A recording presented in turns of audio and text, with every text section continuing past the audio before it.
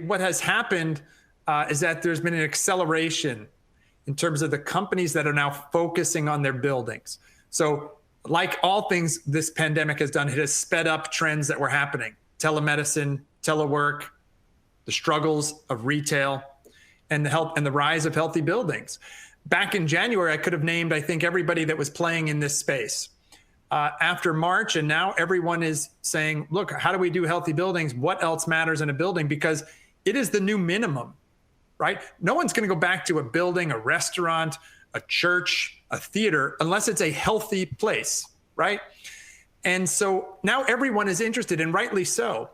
What I think what will happen, though, is that right now everyone says, well, what do we do for disease mitigation? Absolutely, that should be the focus. As we start to come out of this, it's inevitable that people will start to ask, well, what else about this building or space is healthy? What about acoustics and lighting and biophilic design and all these other, more, to your point, holistic healthy building strategies?